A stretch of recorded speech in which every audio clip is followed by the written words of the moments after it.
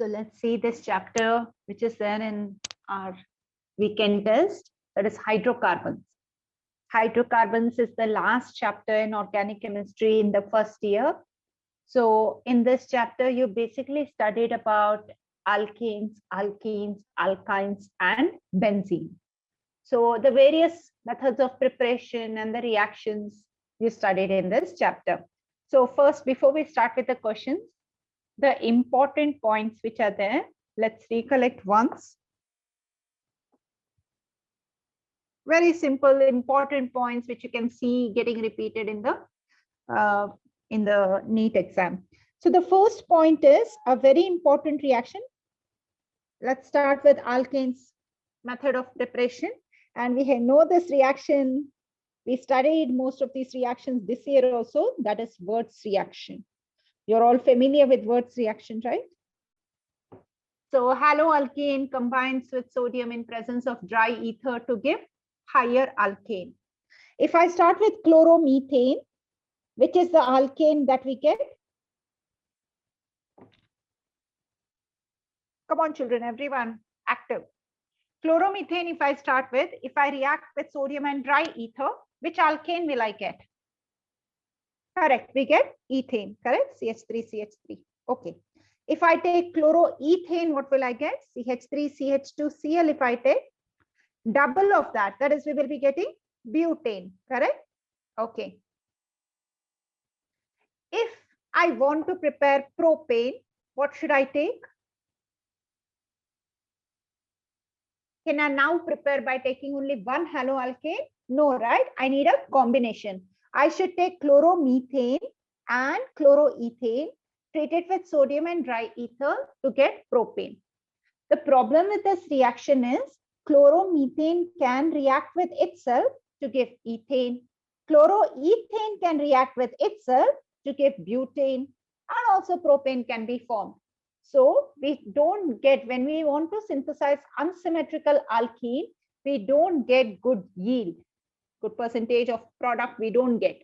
Okay. So for that, we should, it is not very, we can prepare alkanes with odd number of carbons, but we will not get it in good yield. Whereas alkanes with even number of carbons, symmetrical alkanes, we can easily generate. Not only even, symmetrical alkanes we can easily generate.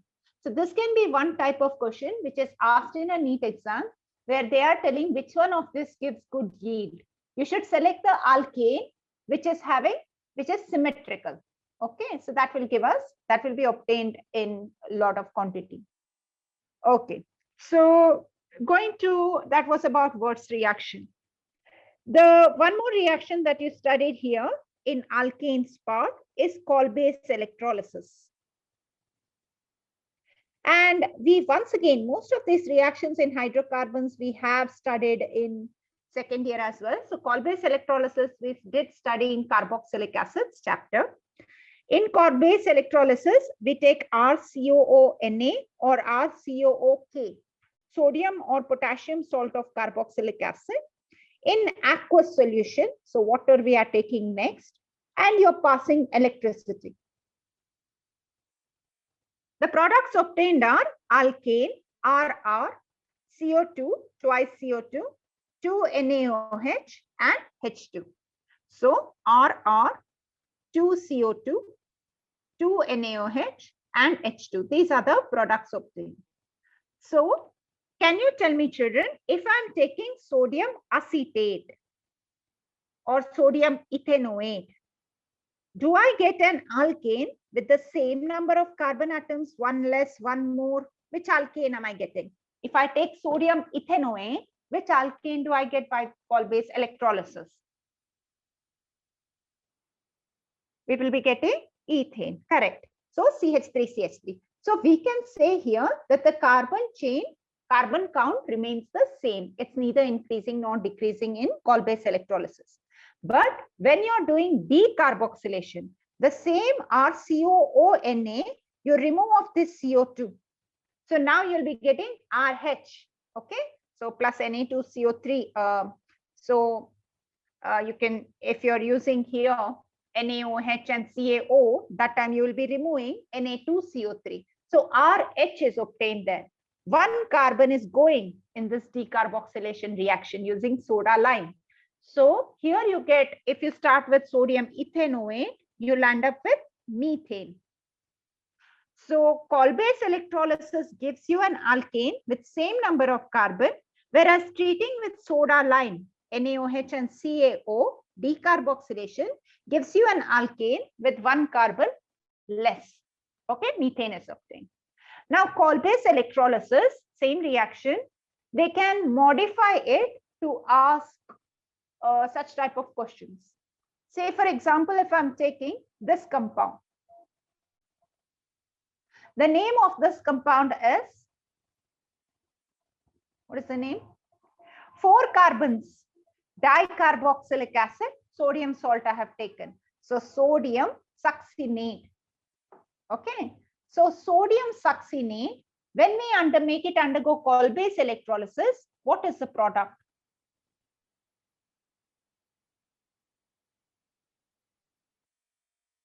Simple basic reaction. If you have understood, then such twists and turns also you should be knowing. Very good.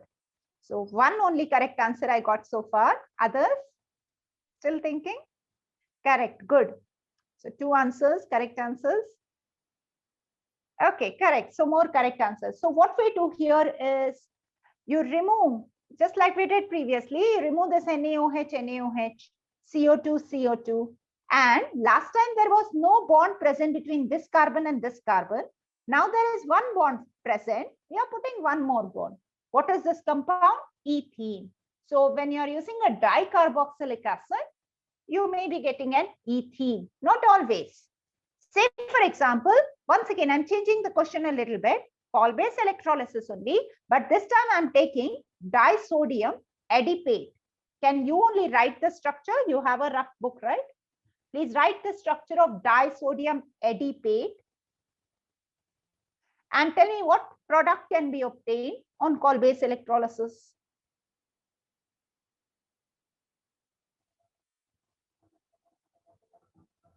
This was also disodium only. This was succinate.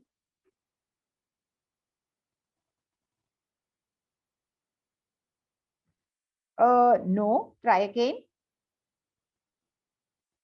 Till now, I didn't get any correct answers.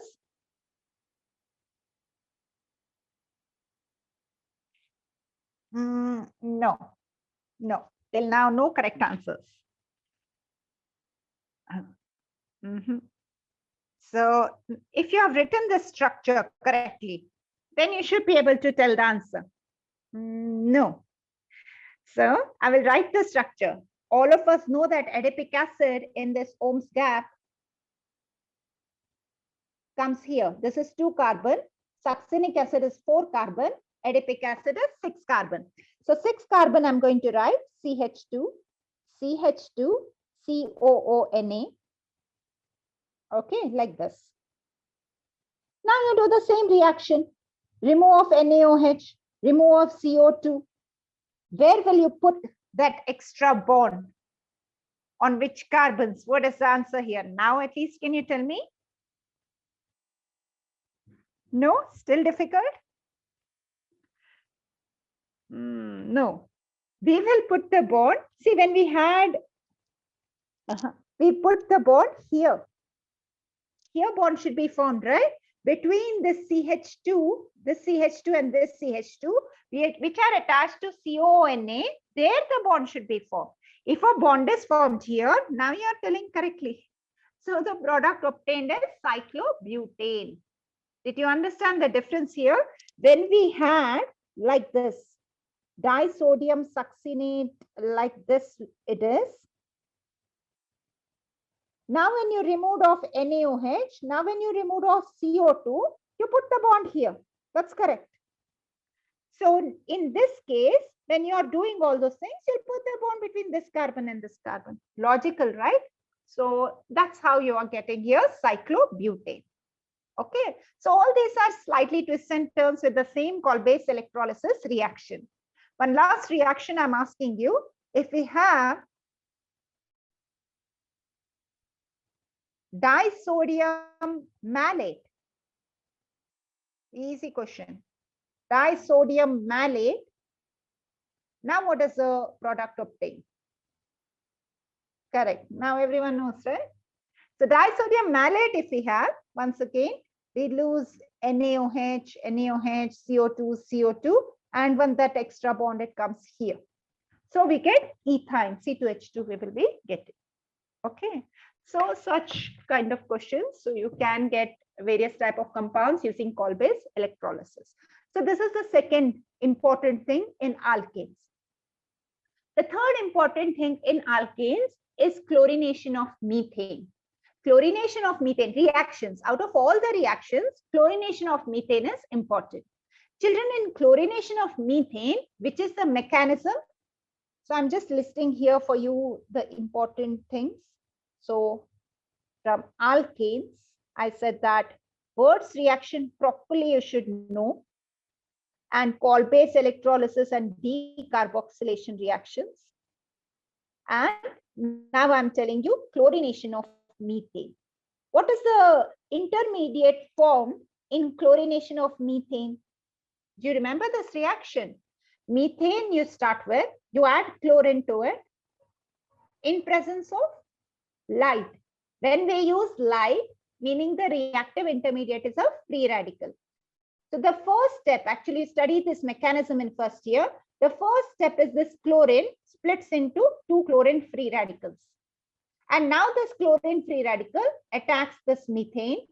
So this methane also breaks like this, one electron here, homolysis takes place, homolytic fission. So you have CH3 with one electron, H with one electron, these two form a bond, HCl. And then now your CH3 forms a bond with Cl. So free radical mechanism it is, initiation, propagation, and termination you have. Chlorine free radical is generated in this reaction.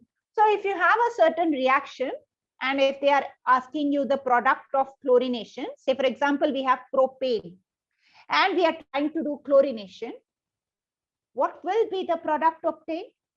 Which will be the major product? I can either remove, there are two types of substitution that I can do here. One is I can remove this hydrogen and put Cl here, or I can remove this hydrogen and put Cl here. And if I remove this one, it will be same as this one. So two isomers are there, that is one chloropropane and two chloropropane can be obtained. Now the intermediate is free radical. Free radical has the same stability order like carbocation, tertiary greater than secondary greater than primary. So this will form which free radical preferentially? Secondary, right? Like this. Secondary free radical is formed and therefore chlorine prefers to attack at this position. Okay. So this is how you can use your free radical mechanism to predict the product. Just see which is the more stable free radical. Okay, benzyl and allyl are stable, then comes tertiary, secondary, and primary free radicals. It looks like Markovnikov's rule, but there is a slight difference here. Here the intermediate is free radical. Whereas in Markovnikov rule, we don't start with alkane, we start with alkene, and we don't add Cl2, we add HCl. So hydrogen adds here, chlorine adds here, product is the same. But a little bit difference is there. Here we are adding Cl2, here we are adding HCl2 double bond, here we are adding two single bonds, alkanes we are adding. Okay, so these three things you should be knowing properly. Now let's move on to alkenes. First of all, how do we prepare alkenes is very important. Can we prepare alkenes from alkynes?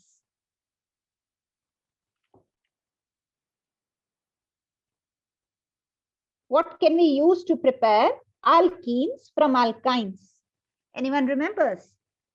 So normally what happens is we have triple bond here, CH, and here we have CH2, double bond CH2. Correct? No. Hydrogenation. This is like, in general, you're saying, yeah, we need to add hydrogen, correct. The problem is when you are doing hydrogenation, yes, one hydrogen adds here, one hydrogen adds here, we get alkene, but one more hydrogen also adds immediately to get alkane. What is the method in which we can stop the reaction at alkene only? what should we use in particular as a catalyst? We should be using our own Lindlas catalyst, correct? So Lindlas catalyst in our syllabus has two uses. One is you're starting with acid chloride, you want aldehyde, Rosenman reduction. You don't want it to go to alcohol, you want to stop it at an aldehyde. There we use Lindlas catalyst, palladium, barium sulfate, quinoline along with hydrogen. Now here, alkyne, you want partial reduction, you want only till alkene. You don't want it to go all the way to alkane. Here also we use Lindlas catalyst. They may give you BaSO4 or more commonly they say palladium over carbon. Okay, and quinoline maybe or may not be given, but palladium over carbon or palladium over BaSO4 is normally given. In normal cases, this BaSO4 is for Rosenman and this carbon is for this type alkyne to alkene. But they can exchange and give. So palladium, carbon, quinoline along with hydrogen is Lindlas catalyst, and this catalyst is poison such that now the reactivity is reduced. We can stop the reaction at alkene. Okay. There is also one more reaction in which we can convert alkyne to alkene. This reaction is called as Birch reduction. In Birch reduction, we use sodium in ammonia. So sodium in ammonia also generates hydrogen, which can add to alkyne. So now, why do we require two methods? This is a very, very important concept for NEET. If you check the previous papers, we have the previous papers as always. You can go through that and you will see that so many questions are framed on this. So when we are taking, here it does not matter. Ethyne is also giving us ethene. When we use Lindlas also, when we use Birch reduction also. But when you're taking a compound, an alkyne, which can give you cis and trans isomers. Now the question arises, which are these compounds? But2-ine. See, but2-ine I wrote like this. Okay, it should give me but2-ene. Correct, very good. So you remember, right? So Lindlas catalyst is catalytic hydrogenation. Reaction occurs on surface, right? Palladium is used. So reaction occurs on surface, meaning the two hydrogens are adding from the same side. They can go inside the catalyst and attack. That is not how catalytic reduction can take place. So Lindlas catalyst always gives rise to cis-but2-ene, whereas Birch reduction occurs from opposite side. So it gives rise to trans-but2-ene. So this differentiation is very important. I'll write the products as well. So if you have C double bond C, you're adding hydrogen on same side. So this is cis. Whereas here when you're adding hydrogens on opposite side. So this gives us trans. This occurs through Lindlas catalyst.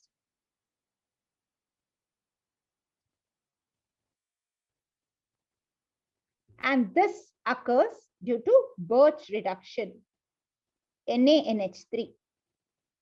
Important point for NEET final exam. So when you're taking some compound which cannot show geometrical isomers, so what is the condition for geometrical isomers? We should have C double bond C. Each carbon should be attached to two different groups. Okay, then only we can write cis and trans. So if such is the case, then we can do this differentiation. Clear, children? Let's go to the next point. So we are now in alkenes. Now, first important reaction in alkenes is how we can prepare alkenes from alkynes by using these two reactions. Going to next, reactions of alkenes. Now here and all you should be experts because you have studied all reactions of alkenes in second year. Let's see how much you remember. So the main reaction that alkenes undergo is addition reaction. Okay, so you have a pi bond and to that pi bond you can add some things like you can add hydrogen, one hydrogen here, one hydrogen there, or you can add bromine, one Br here, one Br here. Which type of addition is this? Is it electrophilic addition or nucleophilic addition?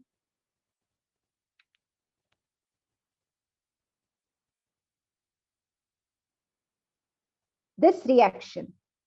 It is addition, everyone agrees, right? Because in the product, what we are going to do, the pi bond breaks and we add one bromine here and one bromine here. Addition reaction it is. Which addition? What if they ask, and in options 2 are there, one is electrophilic and one is nucleophilic. Which addition is this? How will you decide? Okay, so you are all telling me nucleophile, right? It is electrophilic addition. How to remember? Just check. You have here pi bond, meaning you have here pi electrons. Pi electrons are loosely held, meaning can I call this as electron rich compound? Correct? Pi electrons meaning it is electron rich compound. So who will attack an electron rich compound? An electrophile. So first, if you dissociate this to give you Br plus and Br minus, this Br plus in the rate determining step, this Br plus actually attaches itself to this pi bond somewhat like this. Okay. And then the other Br also attaches itself. So the main step is where electrophile adds, and hence we call this as electrophilic addition. So remember please that when there is a pi bond, C double bond C, or even a C triple bond C, then it is electrophilic addition. Do you remember an example of nucleophilic addition? Who can tell me? We have studied.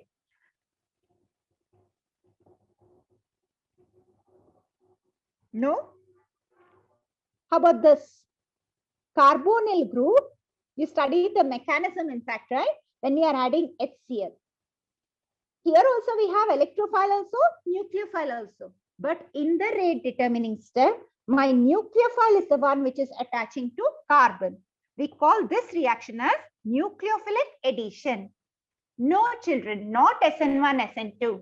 SN1, SN2 are not addition. They are substitution.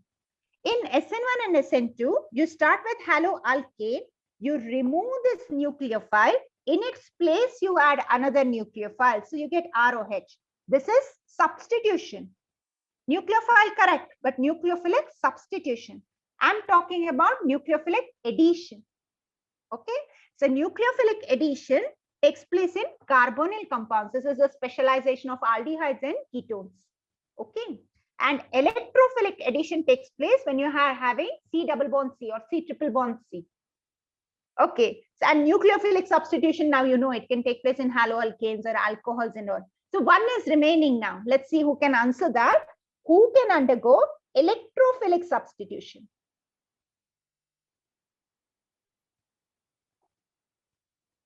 Let's see, I'm giving you time to tell me that answer while I summarize this whole part. Okay, so nucleophilic addition is when you have carbonyl group and you're adding a nucleophile like cyanide. Aldehydes and ketones undergo. Electrophilic addition is when you're having C double bond C or C triple bond C, say you're adding Br2, such type of reactions. Nucleophilic substitution, SN1, SN2, our haloalkanes are very famous because halide is a good leaving group and can be replaced very easily by many things we know that. One of them is OH minus. Last one I'm asking you, electrophilic substitution. So, okay, these are our answers here. Few of you are correct, very good. Okay, correct. Aromatic, very good. Benzene plus chlorine, correct. Friedel-Crafts, correct. Arene, correct. Okay, electrophilic substitution, again electrophile. So we need one compound which is electron rich. Who is better than benzene? Perfect, right? 6 pi electrons are there. And what happens here when we do either of those 5 reactions? Chlorination, Cl plus adds. Friedel-Crafts alkylation, CH3 plus will substitute, not add. This H plus is lost. In its place, we are adding Cl plus in chlorination, CH3 plus in Friedel-Crafts alkylation, CH3C double bond O plus in Friedel-Crafts acylation, NO2 plus in nitration, and SO3 in sulfonation. These are the 5 reactions we study. We also studied in all our second year chapters as well. These are electrophilic aromatic substitution, right? EAS. So this occurs on benzene ring. So these are different types of reaction. Apart from this, you also know elimination reaction. Correct? In elimination reaction, you remove some, say for example, hydrogen and halogen or hydrogen and OH, dehydrohalogenation, dehydration, and you generate a pi bond. That's an elimination reaction. So these are different types of reactions. Anyway, why we went through all these things is to remind you this. With C double bond C or C triple bond C, remember the type of reaction. It's electrophilic addition reaction. Okay, so who will undergo this reaction? Alkenes also can undergo reaction with bromine. Alkynes also can undergo. So if I want to differentiate in the lab between alkane, saturated compound and an unsaturated compound, I can use bromine water. Bromine water is brown in color, it gets decolorized. I can also use Bayer's reagent, dilute alkaline KMnO4. Both alkenes and alkynes and unsaturated compounds decolorize KMnO4 also. Alkanes will not undergo this reaction. So differences we can observe in lab when we are carrying out these two. They are differentiating tests. Okay, coming back to alkenes. So they undergo electrophilic addition. So bromine adds like this. One bromine adds here, one bromine adds here, pi bond breaks. Hydrogen also, one hydrogen adds here, one hydrogen adds here. Coming to now, when we are adding unsymmetrical reagents like HBr, we know clearly what to do, right? HBr or HCl, right? H2O when we are adding. Markovnikov's rule has to be followed.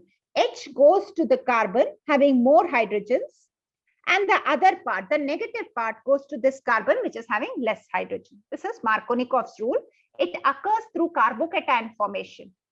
H plus, if it adds here, CH3 it became, and plus charge came here. Okay, this became single bond. So it occurs through carbocation formation, Markovnikov rule. So these were all few reactions which we have revised also this year. So you must be knowing correctly. Coming to now, very important reaction. This reaction also we have seen this year, ozonolysis. This is one of the most important reactions along with Wurtz reaction, which is asked from this chapter. Ozonolysis meaning, normally they ask reductive ozonolysis only, meaning what you do is first step, you add ozone. Like this, it would be written. First step is ozone and second step is zinc water. Any alkene, even alkynes, they break wherever there is unsaturation, and you need to put one oxygen here, one oxygen here. So what is this and what is this? Formaldehyde, methanol. See, what is this? CH2 double bond O, meaning nothing but HC double bond OH, right? So formaldehyde or methanol, both of them will be same. If you are taking an unsymmetrical alkene, then you'll get two different compounds there, right? So for example, if you're taking propene, then you will be getting, this part will be ethanol and this part will be methanol. Acetaldehyde and formaldehyde are obtained as the products. The same ozonolysis can be extended to other compounds also. Say for example, if I'm taking this compound, what does it give me on ozonolysis?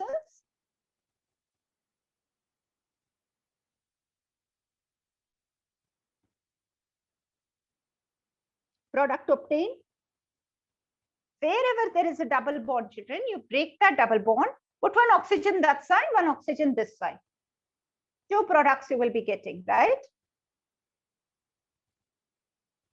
Is it benzene? First question. Correct. And two products are obtained. So what are your products here? See, once again, I'll explain. You break this double bond, put one oxygen here, oxygen here. Meaning, here also you'll have double bond oxygen. Here also you have double bond oxygen, like this. I got double bond O here, plus this also became CH2 double bond O. Meaning, I got formaldehyde, methanol, and cyclohexanone. It's not benzene. It is cyclohexanone. So cyclohexanone and methanol are the products. Okay. So like this, they can ask, or they can give you the products and ask you the reactants. Say, for example, if we say that acetone is the product, what is the reactant?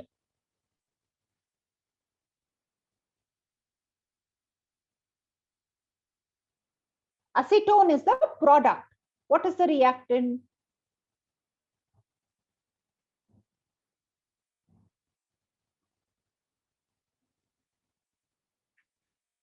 What you have to do, opposite of what you have been doing so far. Opposite you do. That is, wherever there was double bond O, you remove those double bonds and connect those two with C double bond C. Correct. Children who told me in the previous example, the children who told me cyclohexanal, look at this compound. This is a carbonyl group. Here also we have carbon, here also we have carbon. So it is cyclohexanone. Okay. Okay, let's come back to this question. Now few children get confused in this question. And I'm sure the first option they will give is propene. You should not select propene. Okay. So just because they said acetone does not mean that we got only one product. If they have mentioned one product, it means that I'm getting 2 moles of acetone. It's understood. They will not say that. Okay. So I'm taking 2 moles of acetone. And if it's too confusing, you can write them in this manner with the oxygens facing each other like this. All you have to do is the opposite of what you did. Remove the oxygen, connect these by double bond. This is your alkene. What is this alkene? 1, 2, 3, 4. 2,3 dimethyl butene. Okay. 2, 3 dimethyl butene. Now, many of you told me the answer. Very good to all of you. Now let's do the opposite thing. If we break this double bond, oxygen here. So see, we got acetone and acetone. Both ways you should be very comfortable in doing. I'll go to one more question here. Check this compound and tell me what is the ozonolysis product. Same concept is applied. Now, how many products will you get? Will you still get 2 products?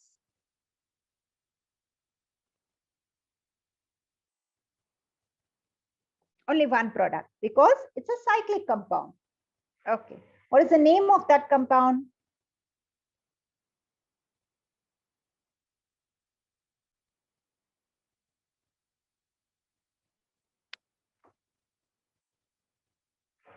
Okay, so it might take you some time to send me the names. So we break it where there is a double bond.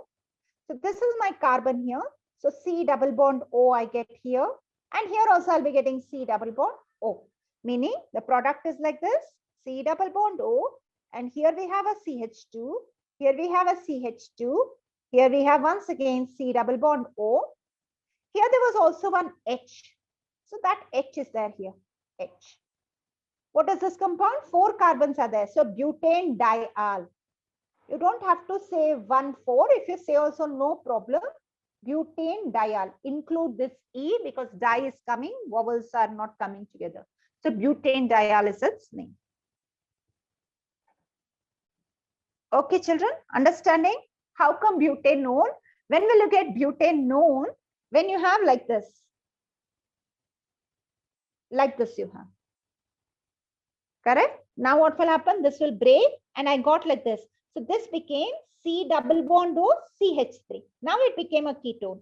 But on this side, I have still kept it as an aldehyde.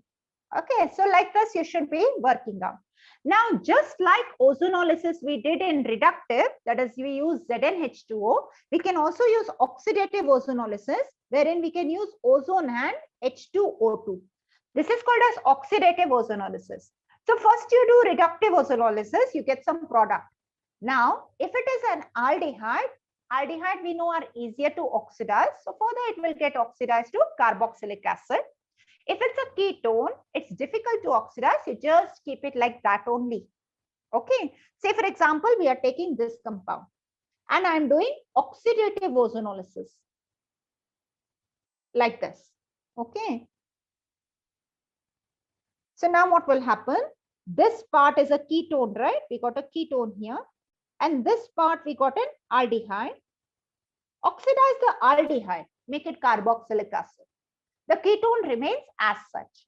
When are we supposed to do that? When we are using oxidative ozonolysis, H2O2 along with ozone. Otherwise, you keep whatever you get, you stop there. Oxidative ozonolysis is similar to KMnO for oxidation. So instead of this same thing, if they give KMnO for oxidation also, alkene breaks in a similar fashion. Okay, so important topic ozonolysis. They may not ask you oxidative and all, but reductive ozonolysis, be thorough. Okay, it's a very simple question. So make sure you're thorough. Main two things, or let's make it three things in this chapter. Once again, words, ozonolysis, that cis and trans one with Lindlas. Very, very important, all three. Okay, let's proceed now. So alkenes undergo all these reactions with ozone and all those things. Next, let's go to alkynes. In alkynes, one thing is very important for you to understand. Can alkynes react with sodium? If it reacts with sodium, it means that it is acidic in nature. So my question is, are alkynes acidic in nature? What is the hybridization present in alkynes? This carbon is sp hybridized, correct? This is also sp hybridized. So sp hybridized carbon are more electronegative and they have more S character, 50% S character they have. They are more electronegative. So what they do is they pull these electrons towards themselves such that this H plus is lost easily. Similar with this H plus also. So when I add Na to Na, both these hydrogens can easily get replaced with sodium. Sodium acetylene is formed. Ethyne is also called as acetylene. You all know, right? Ethyne is called as acetylene, common name. So here we are getting sodium ethynide or sodium acetylide, disodium acetylide or ethynide is formed. So hydrogen gas, you can observe there. Hydrogen gases evolved there. So we can say that alkynes are acidic in nature. So how to arrange these? Alkynes are more acidic as compared to alkenes, as compared to alkanes. Reason being sp hybridized, sp2 hybridized, sp3 hybridized. Okay, we already know this, right? Not only sodium, children, if we have any metal present, for example, even Tollens reagent. Tollens reagent is ammonical silver nitrate solution, AgNH32 plus we write Tollens reagent as. So even Tollens reagent, this ethyne reacts. This hydrogen, both these hydrogens gets replaced by silver, AgAg. Silver mirror is not obtained. Aldehydes and aldehydes give silver mirror, right? Silver mirror is not obtained, but we do get the silver acetylene, which is white precipitate. Okay, so we got one method now to separate, to differentiate between alkynes and alkenes. So alkane, no problem. We can differentiate from alkene and alkyne because if we do bromine water, both alkene and alkyne give bromine water test. Let's write like this. Bromine water, alkane will not go, alkene, alkyne will give. KMnO4 or Bayer's reagent, alkane will not give, alkene, alkyne will give. When we do Tollens test or when we do reaction with sodium, only alkyne gives a white precipitate. Alkene and alkane will not give. Only alkyne gives evolution of hydrogen. Alkene and alkane will not give. Okay. So alkyne is not that acidic that it also reacts with NaOH and all, meaning it is less acidic than water. Okay. So not very acidic, mildly acidic, less acidic than water. So it does not react with NaOH and all. Phenols and carboxylic acid, alcohols also are more acidic than alkynes. Okay. So this was how to differentiate. And this is the main reaction of alkyne. That is how it reacts with sodium and all. This is quite a useful reaction. You can lengthen your alkyne like anything by using this reaction. let me show you how. If you have an alkyne like this, and if you're adding sodium, say only one sodium you're adding, okay, fine, 2 sodium, then you have triple bond C, Na here, Na here. Now say you're adding CH3Br. What will happen?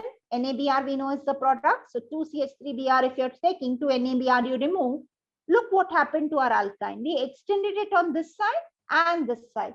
From ethyne, I can generate butane by this method. So you can lengthen the carbon chain by 2 things. Add sodium and add haloalkane. Okay, so keep this in your head. Okay, now tell me something. If I have but2-ine, here is my but2-ine. Will it react with sodium? Will it evolve hydrogen gas? Will it react with Tollens reagent to give a white precipitate? But2-ine. Very good. No, it will not. The thing is, this carbon here, it does not have any hydrogen. So there is no hydrogen which is acidic here. This carbon also, it does not have any acidic hydrogen. And these hydrogens here are sp3 hydrogen, sp3 carbons hydrogen. They are not acidic. So we can summarize here saying only internal alkynes, they react here. Internal alkynes give white precipitate. I'm telling the opposite. Terminal alkynes give a white precipitate. Terminal alkynes give evolution of hydrogen with sodium. Okay. So terminal alkynes meaning if I take but1-ine, is it acidic?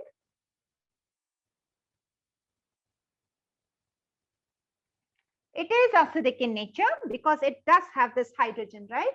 Attached to sp hybridized carbon.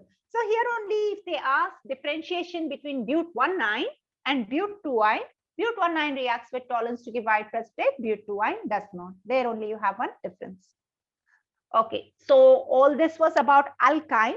One more reaction of alkyne is this reaction. I'm hoping you all know this reaction. Propyne, HgSO4, H2SO4. What is the product? Who remembers this reaction? Study all these reactions in aldehydes and ketones. I'll give you some time. Think about it. No.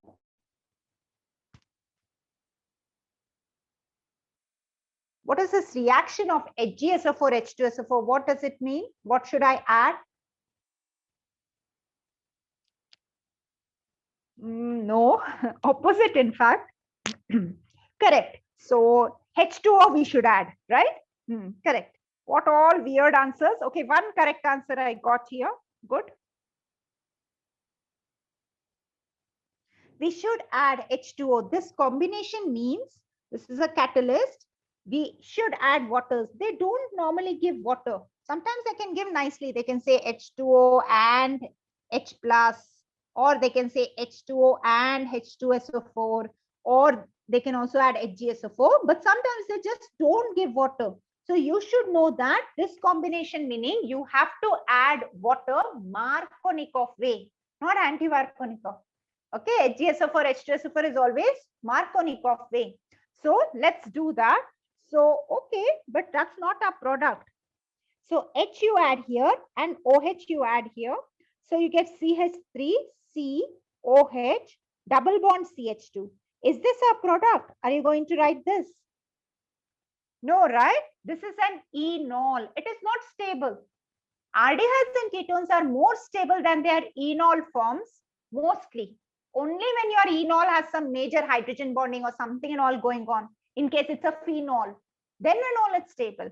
In all other cases, it will tautomerize to form the ketone. How to do that? Send this hydrogen here, send this pi bond here. Acetone is our product. You got fooled, right, children? You didn't predict this product. That's why this reaction is important. It's a simple reaction only. You studied in first year and second year. But when you see this, somehow you don't come to this conclusion. So please, you learn this reaction. You add water and then you tautomerize it so that you get an aldehyde or a ketone as your answer. Okay, so this is one more reaction in alkynes. So we discussed reaction between alkane, alkene, alkyne. And in general, who is more reactive towards electrophilic addition? Who is more reactive? In most of the reaction, except for acidic character, in acidic character, that is when we are reacting with sodium and all, then ethyne, ethene, ethane, alkyne greater than alkene greater than alkane. But in general, for all other reactions, who is more reactive? Alkenes are more reactive as compared to alkynes, and alkanes, so we know they are called as paraffins. Opposite reactivity, no reactivity they have. So alkenes are more reactive than alkynes. The reason once again being that this is sp hybridized carbon. These pi electrons to break is little difficult. These pi electrons to break, it's little easier because this is sp2 and this is sp hybridized. Okay, so reactions occur faster in alkenes as compared to alkynes, as compared to alkenes. Don't forget this order and don't get confused with the other order. The other order is breaking of this bond. Now what I talked here is how addition takes place, how pi bond is broken. In those, the reactivity is alkene, alkyne, alkane. Okay. The last part of this chapter was benzene. In benzene, the main reaction is the EAS reaction, electrophilic aromatic substitution reaction. Make sure you know it very, very clearly. We have done this again and again. So if you're using chlorine, you should use a catalyst, which is a halogen carrier. Same chlorine it should be having. Remember the electrophile for each one. Here the electrophile is Cl+, and you'll be getting chlorobenzene plus HCl. Here when you are doing Friedel-Crafts alkylation, RCl or CH3Cl, R+ is your electrophile, which adds on benzene. When you're doing acylation, COR is your substituent there. And when you're doing nitration, NO2+. Here RCO+ is your electrophile. And lastly, when you're doing sulfonation, you use H2SO4 and SO3. So here a little bit changes there. SO3 itself acts as an electrophile. SO3 is attached to these 3 electronegative oxygens, right? So therefore it is an electrophile and attacks the benzene ring. So SO3 itself is the electrophile in the last reaction. All others have plus charge except for this last one. Okay, now this reaction, especially nitration, is appeared quite a few times in various competitive exams. So let's just check that once again. So you are using H2SO4 and HNO3. Now, in presence of H2SO4, H2SO4 acts as an acid. HNO3, in fact, which is actually an acid, behaves as a base. H2SO4 behaves as an acid. What is the job of an acid? Give out a proton. So H+ and HSO4- is generated. This now behaves as a base. It gives out OH- and NO2+. Okay, so this OH- and this H+ you see as the byproduct H2O. And electrophile is generated. NO2+ is generated. So just remember which is acting as an acid and which is acting as a base. If you get confused, just look at this HNO3. You know the electrophile is NO2+, meaning what else is remaining here? OH-. So HNO3 is acting as a base here. Okay. Okay, so all these were our important things.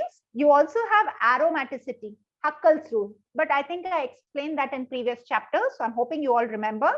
For a compound to be aromatic, it should be cyclic, planar, conjugated, and should have 4n+2 pi electrons. Okay, you're all ready to see some questions.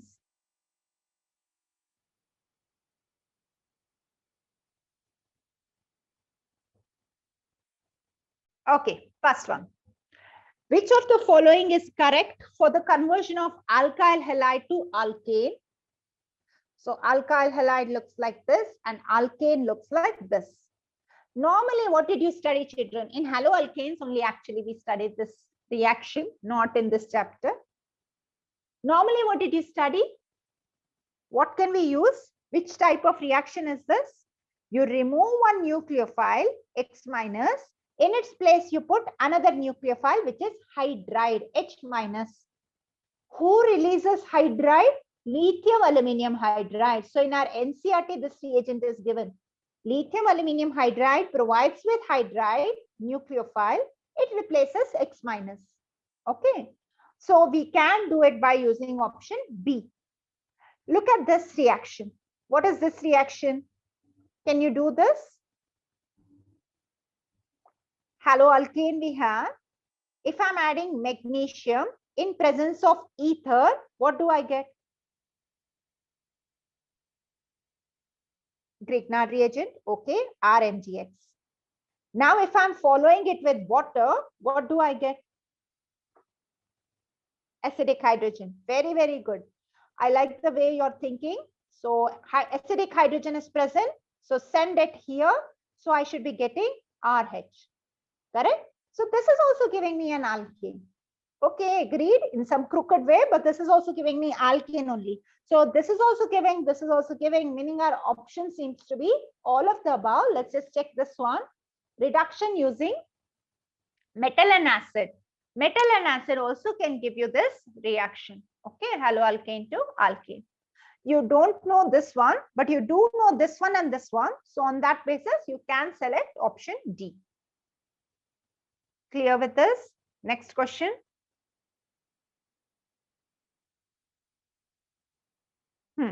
Look at this question. This may as well be your final year NEET question. Such type of questions. I'll guide you for every question, whether it could be asked or not be asked in NEET. So this can be asked. So tell me, which of the following alkanes can be synthesized by Wurtz reaction in good yield? Meaning, I should get only one alkane. I should not get many alkanes. Correct. Very good. Which one, children? How we can do this? Just look at the alkane. Say, for example, if I'm taking this alkane, what can I do? How can I predict the haloalkane which will give this alkane? Say if I'm breaking it here, I'll put a Cl here and Cl here. Is this the same haloalkane? This is one different one and this is one different one. So I'll be getting many products. Okay. So you should select the alkane which is symmetrical. Which is the alkane which is symmetrical? Option B. Look here. If I break this compound here, look here, CH3 twice, CH, CH2. Here also we have CH2, CH, CH3 twice. It's the same. Which is the haloalkane you should start with? This one. CH2Cl, right? And one more if you take two of this. Meaning same haloalkane you should take. You should not take a mixture of haloalkane. So option B is our answer. If you're looking at the other options, they are all not symmetrical. They are unsymmetrical. Children, I know at the start I said even number of carbons, correct? But that is when you are having less carbon. Say for example, ethane, yeah, I can prepare. Butane, yeah, it is a good one. Propane, difficult to prepare. But when you go for such compounds with many carbons, don't just see even number, see symmetry. Can you put a line exactly in between and this part are exactly same? Those will give good yield in Wurtz reaction. Okay. Okay, next one. So this is a little bit out of topic here, but we can solve it, no problem. When an alkene reacts with peracid, what is a peracid? Any example you know of peracid? Everything we have done, children, but we have done in NEET part of alcohols, phenols, ethers. Inorganic also you are studying. Okay, good. Okay, fine. One simple thing which comes to mind is H2O2, peroxide. Okay. But this is not exactly an acid, but it serves our purpose. It's used as oxidizing agent because it has an extra oxygen. Similarly, our peracids are the one where you have, say for example, benzoic acid, meaning you have C double bond OH. Peracid, perbenzoic acid, meaning you have an extra O here. What happens to this extra oxygen?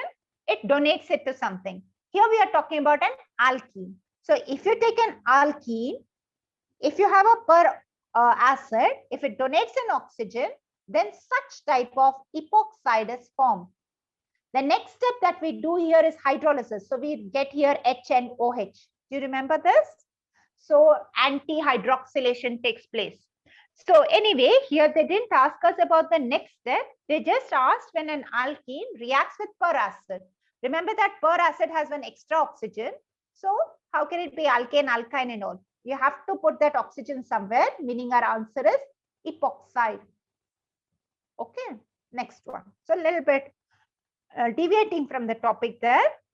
Now we are back to our chapter, hydrocarbons chapter. You can clearly see that there is a double bond and we have an unsymmetrical reagent.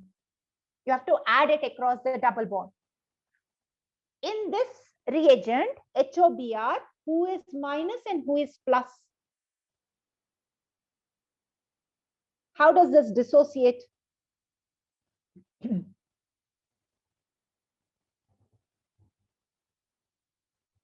Correct. Who is more electronegative here? Oxygen. So it should be minus and this Br is plus. So these two, like this, it is breaking.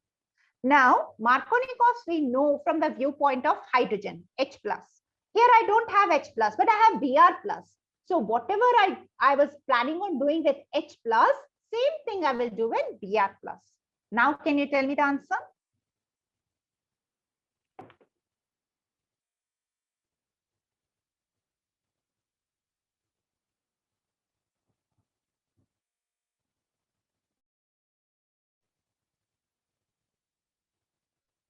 Okay, so here how many hydrogens if you want, you count. 1, 2, 3, 4 bonds are there, so no hydrogen is there. And here we have one hydrogen.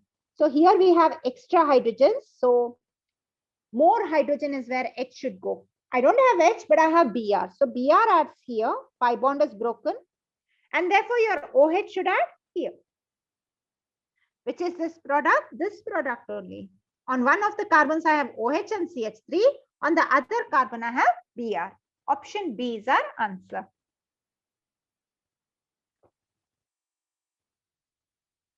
Where will it tautomerize? See, tautomerization occurs when you have enol, like this when you have. This will convert into aldehyde or ketone. Enol is not there. Single bond OH is there. Okay. Okay, so that's our answer. I think you all understood. So let's go next now. Okay, look at this question here. We are starting with an ethyne. And we are doing dimerization. So this reaction is not there in our PU. Little bit high level, the first part, not the second part. Anyway, they have given this to you. They are asking this part.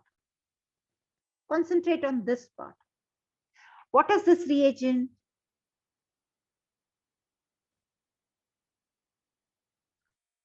Lindlar's reagent. Whom does Lindlar's reagent affect? Double bond or triple bond? What is the action of Lindlar's reagent? It converts triple bond to double bond. So what we will do here, CH2, double bond CH, single bond C, H, one H I will add here. Make this a double bond and one more H I will add here. What is the name of this compound? 1,3 butadiene, option D. Okay, if you want, you try to remember this first reaction. It's kind of to one ethyne, you're adding another ethyne. So the pi bond breaks here. You add hydrogen to one of the carbon and the remaining part you add to other one. That type of reaction it is dimerization, but then one place you have double and one place you have triple bond. Okay, but not very important. This first part is not there in our NCERT. It's not important, but the second part is important. Shall we go to next one now? So which of the following is the product of the reaction of some compound is given there, haloalkane with alcoholic KOH. Alcoholic KOH is dehydrohalogenating reagent. Remove the hydrogen and halogen. Look at your options. See which is the more stable alkene formed. You try it. I will also slowly be writing it here. It's not simply haloalkane. There is one twist here. They have added here alkene group. So it must be having some relevance. So think before you write the product.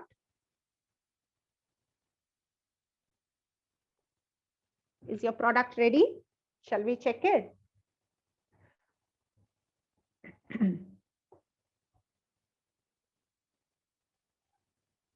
So this is the alpha carbon, correct. So this is the alpha carbon. We'll remove chlorine from here. This is the beta carbon. And this is also beta. Normally what I would have done, I would have removed this hydrogen. Only one hydrogen is present. And I would have put a double bond here. But look at this alkene. And now I'm going to do the other alkene. Okay, I'm going to remove this Cl and this hydrogen.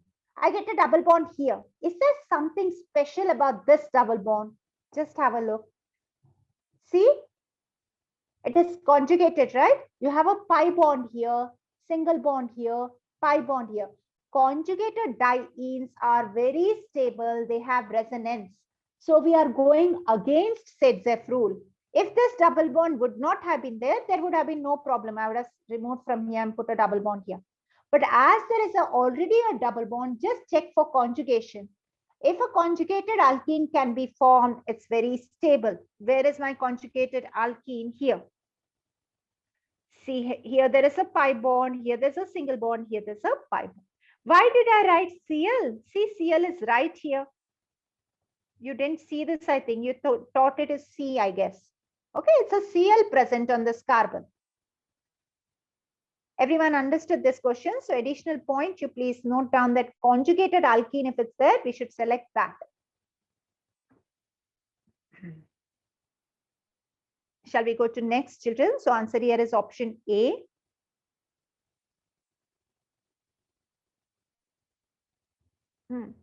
Order of reactivity towards bromination.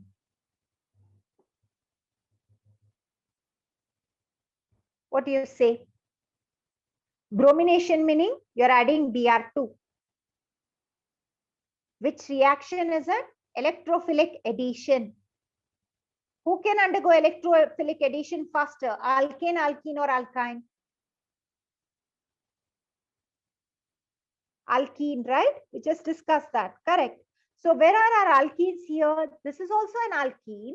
This is also an alkene. You only think, children, if you were an electrophile, where will you attack? Will you attack this alkene or will you attack this alkene?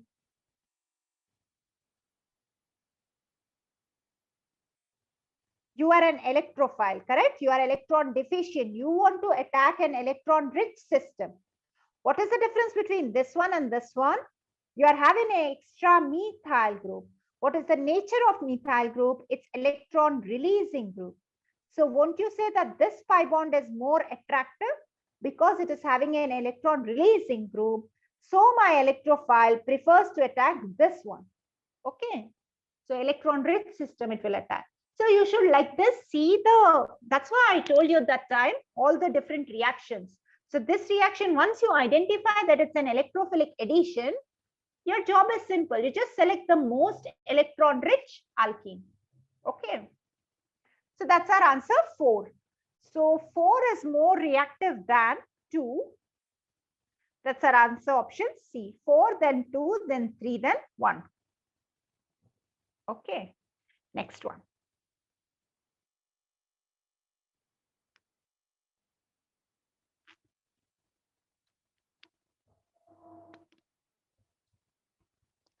Decarboxylation of isobutyric acid. They have given us the product here, but I would still like you, in case they ask the product, I would still like you to try this reaction. Can you write the structure of isobutyric acid? Remember, it's a common name. Try writing structure of isobutyric acid. Are you done? Remove the CO2 because we are doing decarboxylation. What is your answer? What did you get?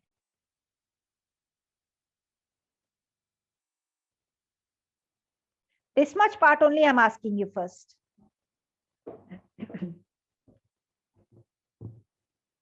Are you struggling to write structure? Iso meaning this group. Correct? And there's a valency here. So we should put the carboxylic acid here. Butyric meaning total there are 4 carbons and it contains iso group. This is our isobutyric acid. Now, if I remove CO2, decarboxylation, which alkane am I getting? Which alkane is this? Did we get isopropane? Is there something called as isopropane? There is no isopropane. There's only propane. Only one compound here. This is propane only, right? 3 in a chain. So we are getting propane. And the next part of question is reduction of isobutyric acid with phosphorus and HI. Directly reduce it to alkane. Now, when you reduce it, what are you getting? What will happen to this carboxylic acid? Completely reduce it to alkane. Do you get like this? CH3, CH, CH3. And if you reduce this completely, you get CH3. Correct? What is this compound now? Isobutane. Total number of carbons are 4 and you have iso structure. So isobutane, answer option B. Simple question only. Twisted they have done and asked you. You should be clear what reaction, what is happening, you know.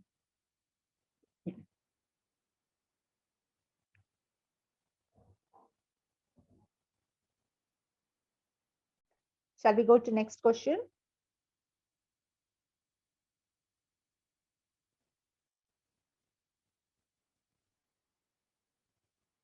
So the product, the nitration of which of the following alkanes will give the maximum number of products? Once again, it is a type of question which can be asked in our NEET paper, because not nitration, maybe not nitration, but any such type of reaction, normally they ask chlorination. What they mean is, say for example, I take propane, CH3, CH2, CH3. And if I carry out nitration, nitration meaning addition of nitro group. So remove one hydrogen and put NO2. I got one product. I can also remove this hydrogen and put NO2 group. So I got my second product. This and this are not same. If I remove this hydrogen, once again, I'll get this product, right? So how many products are obtained? 2 for propane. Who can tell me how many products I'll get for neopentane? What are the different types of products obtained for neopentane? How many products we will get? Very good. Geeta, very nice. Yes. What will we get, children? Correct. One only, right? Because neopentane, how it looks like this.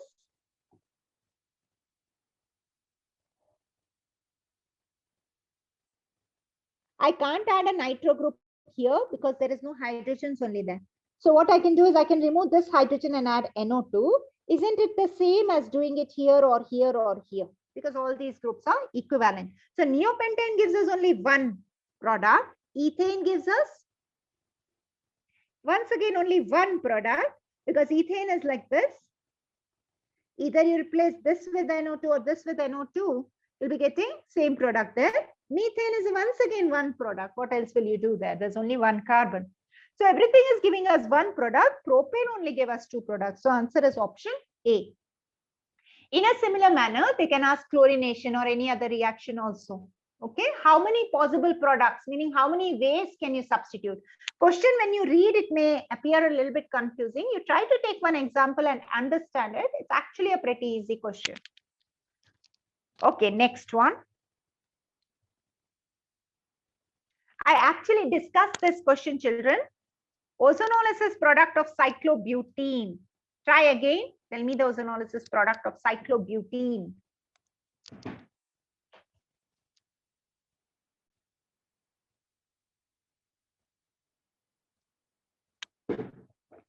What do we do?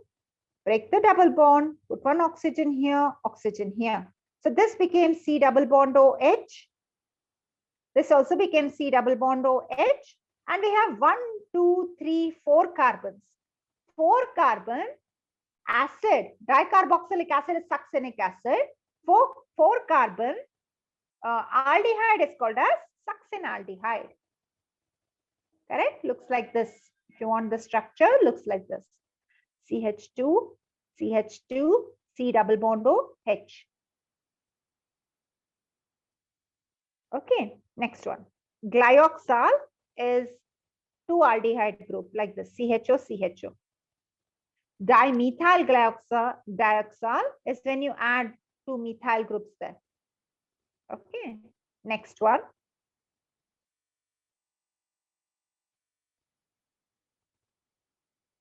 Okay, so in reaction with HCl, an alkene reacts according to Markovnikov to give a product 1-chloro-1-methyl cyclohexane. Write down this product, children, 1-chloro-1-methyl cyclohexane. So we know the product. You have to tell which is a possible alkene. 1-chloro, and on 1 only you have methyl as well. So this is your compound, cyclohexane.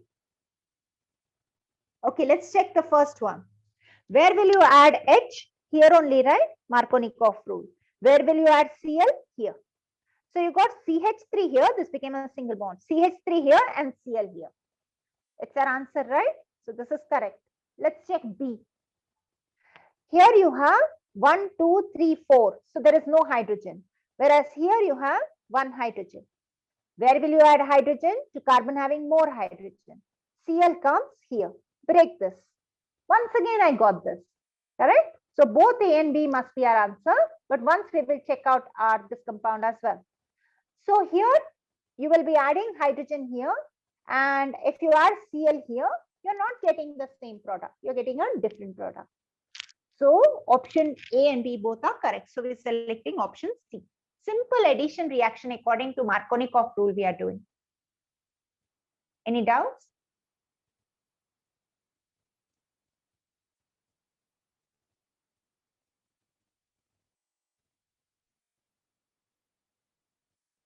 Next one.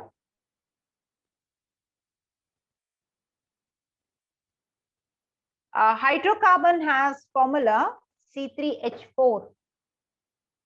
Children, you remember how we calculated du? What is the du in this?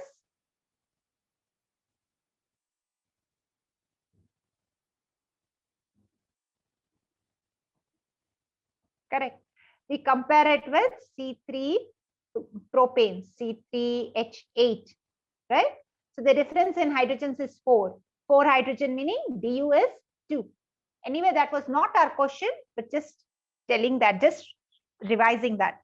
Okay, to find out whether it contains 2 double bonds, we have given here in the question itself, du is 2 meaning either it can contain 2 double bonds or 1 triple bond.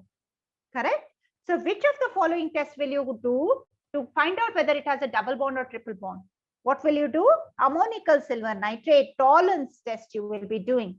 Okay. Bayer's reagent both will react, bromine water also both will react. So ammonical silver nitrate test is what we do. Next one.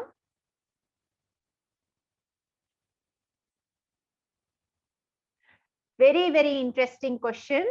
Very, very neat type of a question. Okay. Easy also, but interesting also. Just look at the various ways that we can carry out bromination. Just see if you know the difference between each of these ways. Let's take them one by one. If I take this compound, if I add HBr, what will happen? Markovnikov's addition, H goes here, Br goes here. Do we get this product? Is this right? Yes. If we are adding NBS, NBS causes bromination at allylic or benzylic position. It's a substitution reaction. So double bond remains untouched. On this next carbon, 1 hydrogen is substituted by bromine. So are we getting this? Okay, we have to match here. Okay, fine. I didn't see that. So let's match here. So this is P only. Correct? And this is not correct. Where do we have allylic substitution? Here. So let's match this here. See, we added bromine at allylic carbon. You didn't touch double bond. And what is B here, where you're adding H here and Br here, anti-Markovnikov rule. So we will join here to HBr and peroxide. Lastly, we have here and one bromine added here and one bromine added here. Pi bond is broken. When does this occur? When we add bromine in CCl4. Okay, so you got your answer. A is P. So there itself we come to know it's option C. But do you know each of these reactions? Not only guessing the answer here is important, each of these reactions you should be comfortable with. You should be knowing the products, how to do. One more thing here, the bromine that we use is normally used in CCl4, non-polar solvent. It is not used in water because bromine with water gives you Br plus and Br minus, right? And this gives you H plus and OH minus. So now you have two things. Br plus is the electrophile file, but Br minus also can add and OH minus also can add. So like that, you have some competition there. So normally water is avoided. You use bromine in CCl4, CS2, CCl4, such type of reagent. Okay, next one.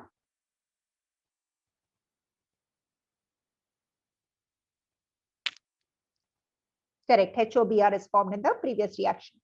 Check this question now. We have here a single compound is obtained from ozonolysis of which of these cyclic compound? How to do this, children? Very easy. There only you remove this oxygen. You remove this oxygen. Join these two carbons by double bond. If you're getting confused in identifying it, you can number it. Okay. So 1, 2, 3, 4, 5. So you are having a 5-member ring. Number this 5-member ring. 1, 2, 3, 4, 5. Okay. On 5th carbon and 1st carbon, you're having a double bond. Between 5th and 1st, you're forming that double bond. On 3rd carbon, you have a CH3. On 5th carbon, also you have a CH3. Which is this compound identified? It's option D only, right? So one double bond like this double bond, to that you have added CH3, and then not next position, but next position you have one more CH3. So look here, double bond CH3, not this, but this position you have CH3. This is what you do. So remove the oxygen, connect those two carbons by double bond. That's all. Clear, right?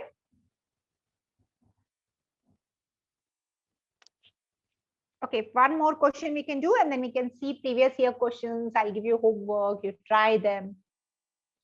All that things we will keep. So next question, question 15. Unknown compound A on oxidation with hot KMnO4 gives only one compound whose structure is given below. Okay, so if you're getting a carboxylic acid and if you're getting only one compound, KMnO4, you remember I told you is like oxidative ozonolysis only. So just like ozonolysis of a cyclic compound gives you one compound. So there only we can tell that our answer is option D. Let's see what happens in option D. We break this compound, you put one oxygen here, oxygen here. This is the first step. But what you get is here is an aldehyde, like this. C double bond OH. And here also you get C double bond OH. Now, further oxidation we should do. Because KMnO4 oxidation, it can convert aldehyde to carboxylic acid. So you have now like this. COOH, COOH, adipic acid. This is adipic acid. Look at this structure and this structure, they are same. Hexane dioic acid. So when will we get hexane dioic acid? When you carry out oxidation by using KMnO4 of this option D, cyclohexene. Okay. If you're taking any of these compounds, you will be getting the reaction here as well as here, here as well as here. For example, in this, it breaks here and here. So you should be getting 3 products. Here also, you should be breaking here and here. should be getting 3 products. We are getting only 1 product, they have told. So that can occur only when we are taking option D.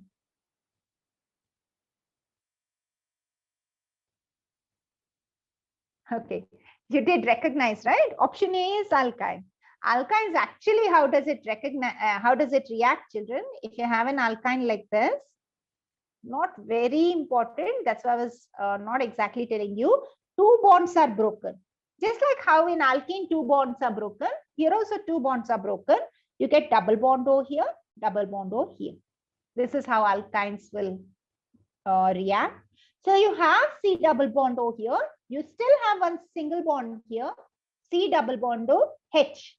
And further, can it oxidize? This part is aldehyde. So it can oxidize. One more oxygen. This is the type of reaction which occurs. Okay, so not very important because ozonolysis of alkynes, when you carry out, you get products with which you can't exactly identify your alkyne. Ozonolysis of alkenes gives you product which helps you identify the alkene, starting alkene. Okay, so ozonolysis of alkenes are more important. So I think we should stop these questions for today. Let's go through our previous year hydrocarbons questions. Okay.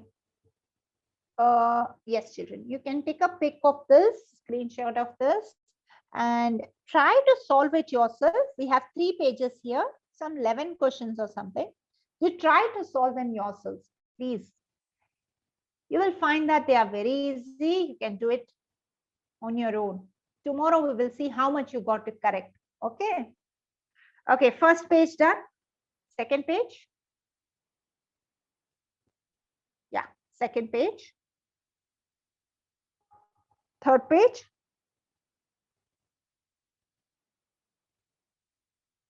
Actually, this is also one more important reaction they ask in CET also, NEET also, JEE also. So we'll see. I'll explain that. You try it on your own first. Okay. So 3 pages are there. 13 questions are there. Attempt it on your own.